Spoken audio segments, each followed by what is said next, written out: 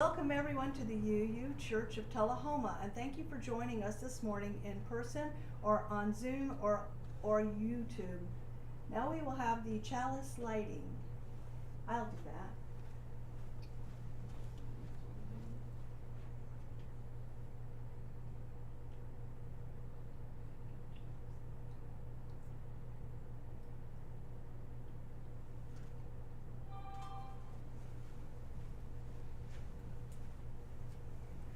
And now we have announcements. Does anybody have announcements for today? Oh, Jim. Jim. Yes, I was unmuting. I have several. First of all, the nonviolent communication class is just starting. This afternoon will be the first class, so that is up and running, and I look forward to it. I think it's going to be a real good class. Secondly, for tax purposes, in the past, the treasurer sent out a letter to everybody who made a donation to the church. We're not doing that this year to lighten the load on our treasurer, so if you do itemize your taxes and you don't have this information available, contact Costa and she can send you that letter. We are still in need of another service leader. We have one Sunday that's open, so if you would like to be a service leader, please contact, Lisa is the program committee chair for the program committee, so contact her, or I guess contact me, or anybody who's a service leader right now. But we do need one more person. And finally, the potluck. The board at its last meeting made some decisions about that, so the finance committee and the board worked on this jointly, and we want to make contributions that are large enough to be significant. So rather than each month have a specific organization we're donating to, we're going to wait till the end of the fiscal year and see how much money we have, and then decide which of the top, I'm not sure how many, handful of organizations we will donate to. So this is our primary community outreach activity where we do share funds with the community. And we made this decision because one of the times here recently we had a potluck, and I think we took in $30. So that's really, we want to make more of a larger contribution to be have more significance. So the finance committee is going to meet this Friday, come up with a list of several organizations that we recommend that we donate to, and we'll pass that on to the board. So that's it for one more, and that's about donating to the church. If you want to support the church financially, you can do that by writing out a check and sending it to the UU Church of Tullahoma, P.O. Box 331, or if you want, drop your contribution in the box at the back of the church next to the right of the door as you're going up. So that's it. Thank you. The Thursday night group has resumed its Zoom meeting, only on Zoom, and we're addressing ideas from a think tank called Rethink X. It relates to technology, but it also ties the technology into our social situations and how we can make life better, or how we will hopefully make life better for everybody. It addresses things like food, climate change, transportation, and some social issues as well. So I invite you to join us at 7 p.m. on Thursday, each Thursday, every Thursday, except for the one that conflicts with the writers group on the second Thursday, I think it is, Tom. Right. Please join us. Chuck puts out the link, so. Any other announcements? I'll just make the announcement a little bit early, but it already sort of was. We do meet on second Thursdays. We meet right here.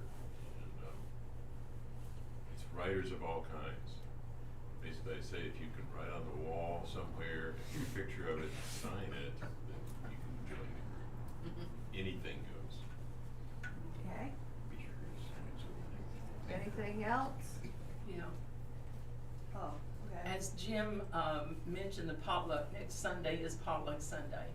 Okay. And I was trying to think of who our speaker is. Tony, yes, Tony is gonna be our speaker. And Tony always has a good, great talk, so I'm looking forward to thoughts from the lawnmower. I'm hoping it's gonna be fun, so I really like a large attendance. We're trying to kick off the new year, right? Oh yeah, and this is the Lunar New Year. Welcome to Year of the Rabbit. Anything else? No more announcements. Okay, I was gonna do, why don't we go ahead and try this? Well, let's sing, hymn 100. Yay, I'm here, we're singing, whether y'all like it or not. We're just gonna try to get the blood moving a little bit. And it's, page 100, hymn 100. We're gonna do an a cappella, and we're gonna stand again if we're able and can. And so y'all are gonna start feeling like a bunch of Catholics by sitting and standing. Come on. Or Episcopalians, I guess they sit and stand too a lot. We're gonna sing I've Got Peace Like a River, and if y'all don't have the hymn, at least you know the tune and you can hum along to the best of your ability. Ready? I've got peace like a river, I've got peace like a river, I've got peace like a river in my soul.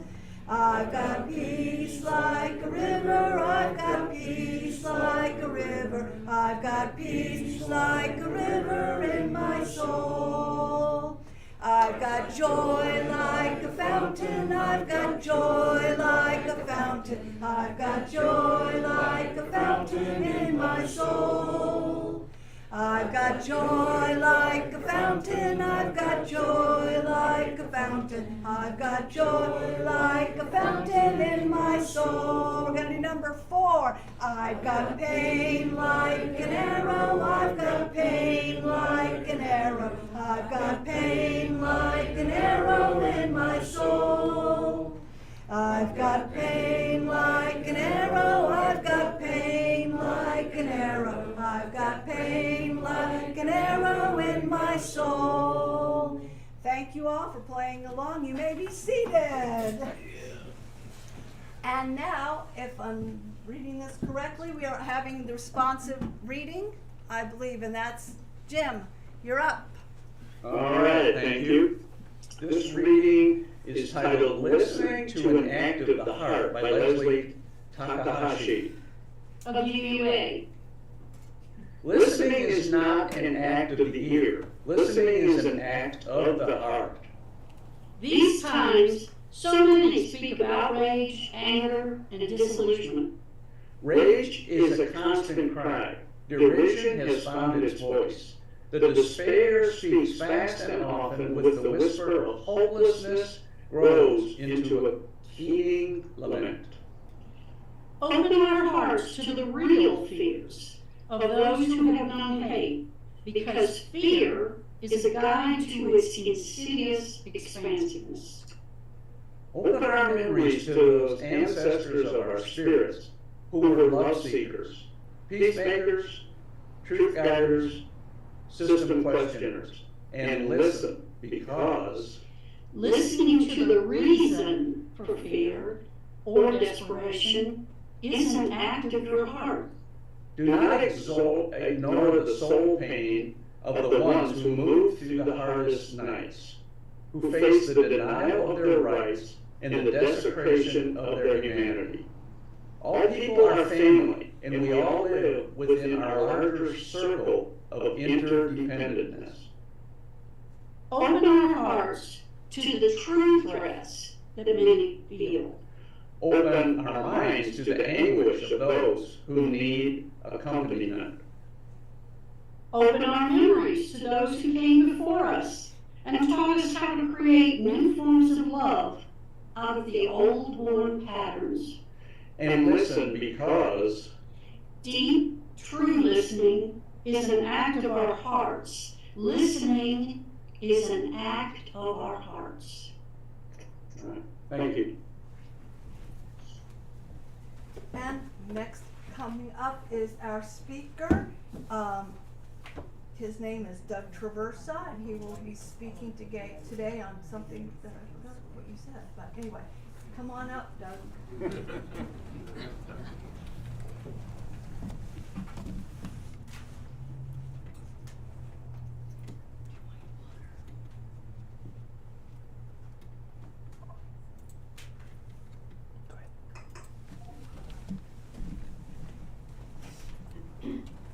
So today we're going to be examining aspects of belief and disbelief.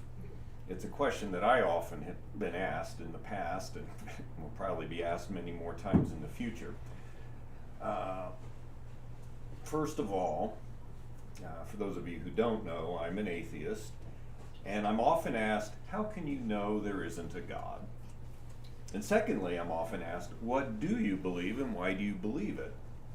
So I thought, let's take a look at what belief is and how it functions amongst us before I even get into those questions.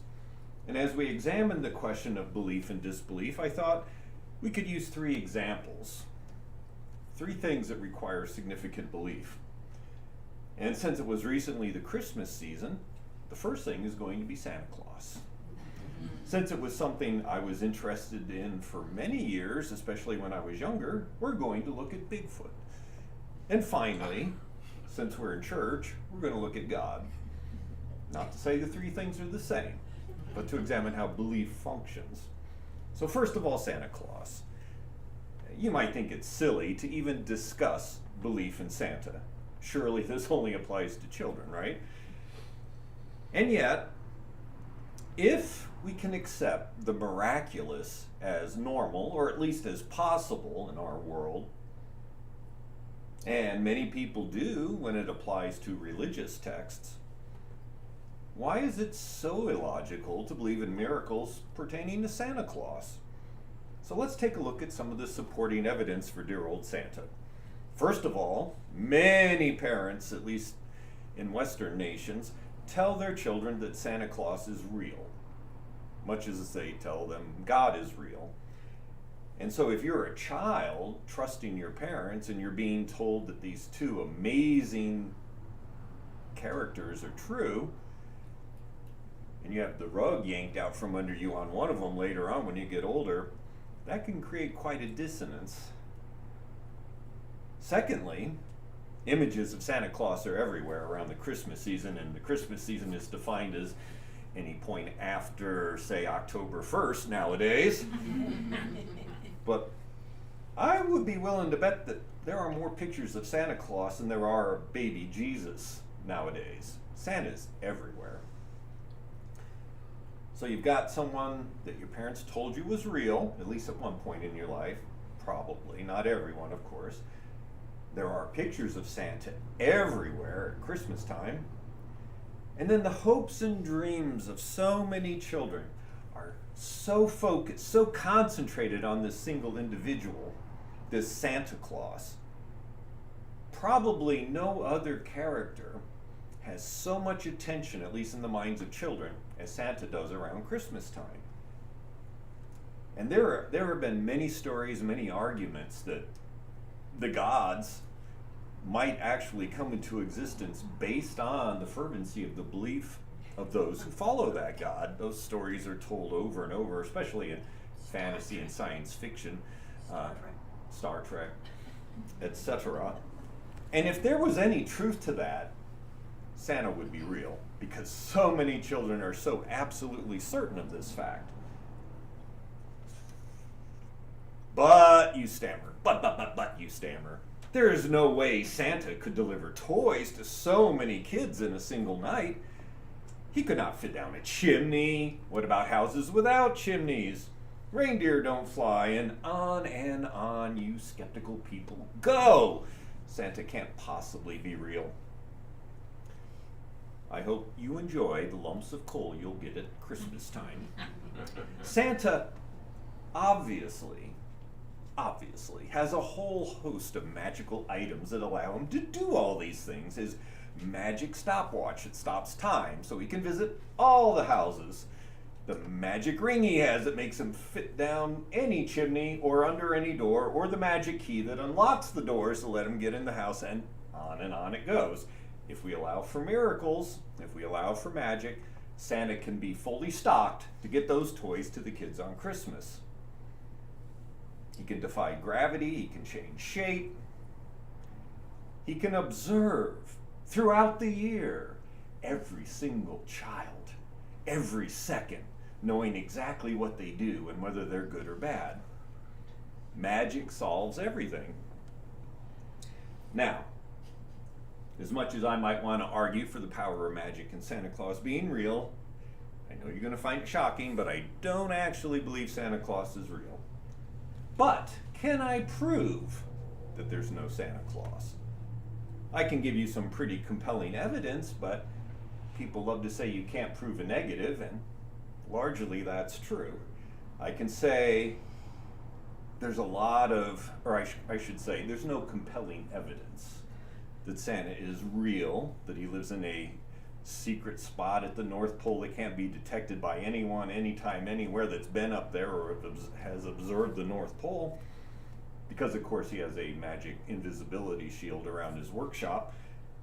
And I could go on and on like that, but really, if I was trying to argue with a true believer, someone who insisted that Santa was real and countered every one of my pieces of compelling evidence with magic this and magic that, that would get really old really fast. I'm wasting my time having this discussion, and I'm no longer interested in having this discussion. If they want to believe that Santa is real, and every argument against Santa is countered with magic, I'm moving on. They have a belief system that has defied logic and reason, and I'm just going to leave them to it. But the thing is, am I the one who needs to prove something? Or is that person the one who has to prove something? Who's making the most remarkable claim? It's not me. I'm arguing from the laws of physics as we know them. They're arguing that magic is real. They're making the amazing, remarkable claim. They need to provide the amazing, remarkable evidence. Secondly, let's take a look at Bigfoot, or Sasquatch, or Yeti, or Skunk Ape, or Skookum, or the Fluke Monster, or Momo, or the Magolo Monster, or Yowie, or the Grassman, or, and I kid you not, the Wood Booger. Yes. At least in one unfortunate place in this country, Sasquatch is known as the Wood Booger. With all those names from areas all over the country and all over the world, there must be something to this story of Bigfoot. And since my junior high school days, I found Bigfoot to be a fascinating creature. And of course, this was the time when all those wonderful pseudo-documentaries were coming out that would appear in the theaters from one person or another who had amazing film proof that Bigfoot was real. And I ate that stuff up. I grew up watching In Search Of with Leonard Nimoy as the host, Spock from Star Trek. And they would examine all these paranormal things, and I loved that stuff. I couldn't get enough of the books in the library that talked about Bigfoot. And the evidence, to a young boy, was quite compelling. You had some film clips of a grainy but obviously real Bigfoot. There were droppings, footprints, plaster casts made of the footprints, hair, tape recordings of their howls. All these people with all this evidence couldn't be lying, couldn't be manufactured. It had to be true. But with the passing of years and no real concrete evidence, Bigfoot has lost its charm, at least for me. Not to say I won't still listen to a podcast or catch a special if there's something. But, sorry big guy, it seems increasingly unlikely you exist. There are still Bigfoot hunters to this day, and they're very, very serious about what they do. But at least in my mind, no compelling evidence after all these years. So do I believe in Bigfoot? No. But is it possible that there's a giant hairy hominid living in the Pacific Northwest or perhaps somewhere else? Sure, it's possible. Does it seem likely? Not to the best of my knowledge and understanding, no. Can I prove to you or to a true believer that there's no such thing as Bigfoot? Well, once again, I'm not the one making the remarkable claim. I don't need to prove there isn't a Bigfoot to anyone, and I'm not going to spend any time trying. The burden of proof is on the person making the remarkable claim. So belief or disbelief in Santa Claus or Bigfoot doesn't really have significant ramifications for most people in their day-to-day lives. There may be some exceptions, but most people will press on happily one way or the other. But when it comes to God, that's another thing altogether. Now it has a big impact in your life. And I'm not going to spend a lot of time talking about God, but I will close with the same refrain I have used for Santa Claus and Bigfoot. Not equating the three, but equating the element of belief involved. And people have said, and I've been in conversations recently with people who have said that the definition of an atheist is someone who knows there is no God. I utterly reject that definition. I just haven't found any compelling evidence, and I do not live my life based on a belief in God. But then again, I don't have to prove a negative. It's not important to me to prove a negative. And I know other people believe in God, and it doesn't bother me that other people believe in God and think differently from me. But again, I'm not the one making the remarkable claim. If someone wants to try to prove that God exists, and many people have tried throughout history, and I watch a lot and read a lot about people trying to do it, and I'm still not that impressed. But can I prove there's no God? No. Do I make the statement, I know there is no God? No, I do not. Belief, however, is absent from me in this area. So what do I believe in, coming to that second question? Well, there was supposedly, although I could not find the reference, so I can't give you a name, a Zen master who was asked what he believed. In response, he said, I try not to believe in anything. And that would be my answer. I found a quote similar to this from Shunryu Suzuki, who was one of the Zen masters who helped to grow Zen in its early days in America in the West. I discovered that it is necessary, absolutely necessary, to believe in nothing. That is, we have to believe in something which has no form and no color, something which exists before all forms and colors appear. No matter what God or doctrine you believe in, if you become attached to it, your belief will be based more or less on a self-centered idea.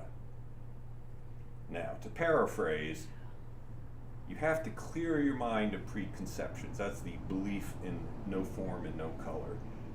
Because once you've created a picture of God in your head, it now becomes a self-centered idea of God. God would, if God exists, be well beyond human comprehension. But humans are very good at putting God in various boxes, various definitions, various holy scriptures, and thereby constraining and limiting what should be a limitless God. How many people create God in their image? Just consider the God of the Old Testament. I've heard him called a tribal war god, and in some respects that's absolutely true. If you read the Hebrew Bible, if you want to conquer your neighbors, how convenient that God has commanded it. Are you feeling sad, unloved, insecure, and unwanted? You create a God that gives you the love you desperately need. In your mind, that's what you want. But the problem with these gods is that they are used to justify or fulfill human wants and needs. For instance, most people would love for there to be a meaning or purpose for their life. In fact, we just finished discussing this the hour before when we were at the Sunday school at the other church. What is the meaning of your existence, we were asked. What is the purpose of your life? And for many, of course, God is central to that point. God has a wonderful plan for your life. Most people want to be loved and protected, so naturally they want a God, an all-powerful God that will love and protect them. Unfortunately, reality bumps up against this far too often and creates a dissonance, a pain and anguish in our minds as we wrestle with, why do good things happen to bad people? Why is there so much pain and suffering in the world? Maybe God isn't benevolent. Maybe God isn't even there. Maybe God is there but doesn't care. So many questions when what you want is certainty and certainty escapes you. The problem with the various gods that we create in our minds is that then religious organizations are established, and these gain power. And now there's a great incentive to require others to believe in your God, because power is derived from numbers. Consider John 3:16, perhaps the most famous verse in the Bible.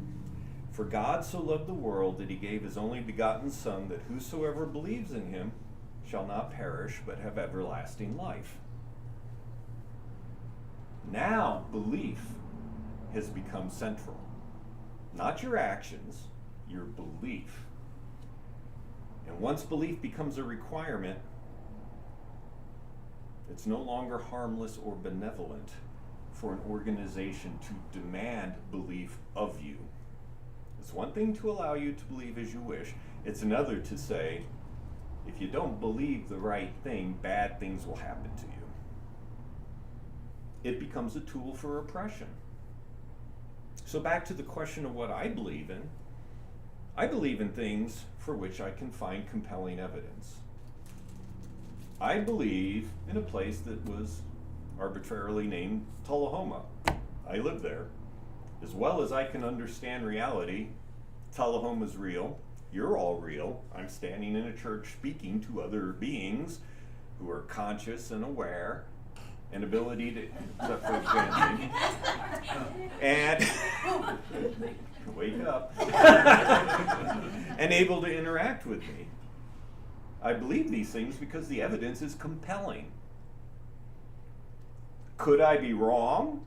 Could I be hooked up to a Matrix-like thing where everything's an illusion and I'm being fed endless lies by some other entity?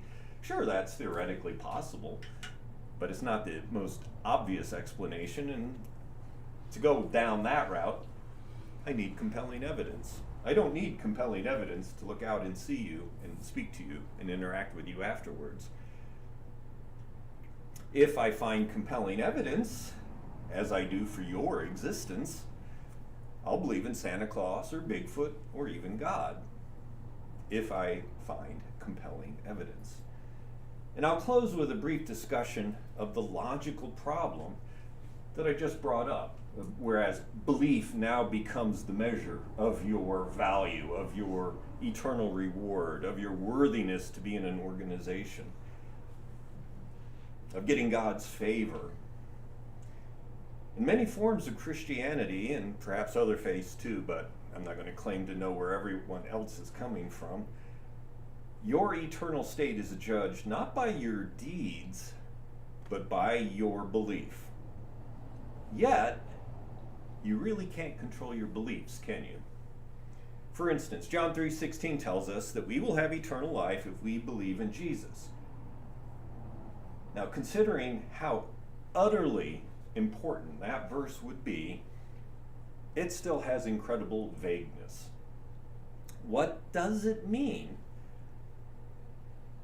The rules are disturbingly vague. For instance, for God so loved the world that he gave his only begotten Son. That phrase, begotten Son, means many things to many different people. It's not a clear-cut definition. Was Jesus literally God, part of the Trinity? Was Jesus a human adopted by God? Was Jesus a human given divine attributes? These things may seem esoteric.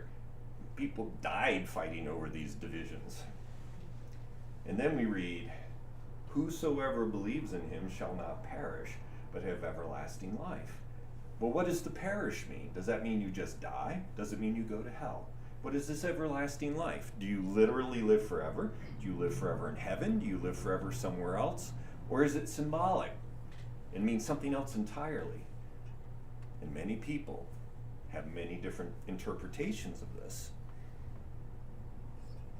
So how do I, Doug, accomplish this John 3:16 belief so that I might have everlasting life, whatever it is? Well, I'd certainly like eternal life, if that's what it means, sure. But the evidence that an undefined belief in Jesus provides eternal life is lacking. Many people believe it earnestly, but where's the hard evidence? I believe that when we are finished here, that I can go sit in my car and turn the key and the engine will start, allowing, of course, for the possibility of malfunction. I believe that if I retrace the path I took to come here, I can get home. I believe these things because of the accumulated evidence that I possess. Conversely, if you said to me, go outside, click your heels together, and you will teleport back home. If you say, and then you could say, there's no place like home, throw that in there too. I wouldn't believe you.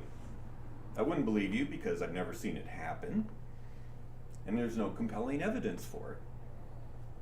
And then you could argue, well, if you have enough faith, it will work. I still wouldn't believe you, no matter how earnestly you seem to believe it. If you told me to believe it, or I'd be thrown in jail, I could verbally say I believe it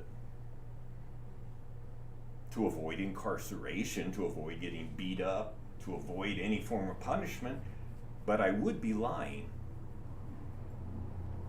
And if I thought my life depended on it, I still couldn't flip a switch and believe it. I could only say I believe it. Because your beliefs aren't always under your control. In fact, they usually aren't under your control. Beliefs are something you have based on all the evidence you've accumulated over your entire life. If you told me to pat my head and rub my belly simultaneously that I'd be cured of all illnesses, I wouldn't believe you.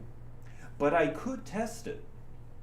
I could test going outside and clicking my heels together to see if it teleported me home. I'd feel silly doing either, but it wouldn't take long to test it.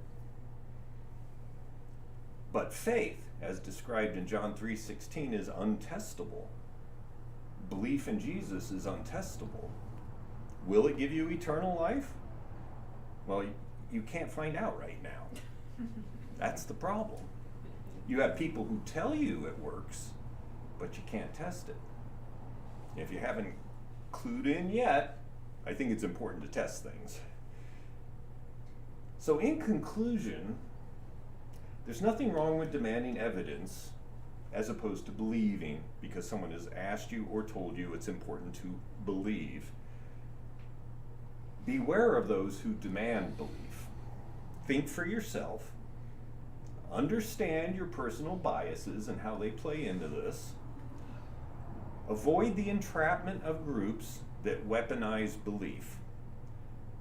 Those who push religious or philosophical or political ideologies that require belief, or you could call it faith, they understand that their systems are built on something that can't necessarily be tested. You could call it a foundation of shifting sand.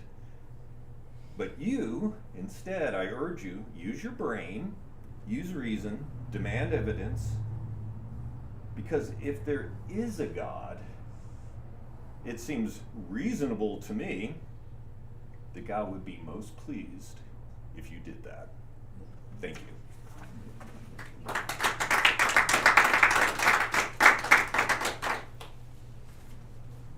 Thank you, Doug. And as our closing hymn, 414, I think. 414, stand up everybody, wake up, come on. Shake a leg. Are we ready? All right. As we leave this friendly place, love give light to every face. May the kindness which we learn light our hearts till we return. Go in peace, blessed be, and go get some coffee.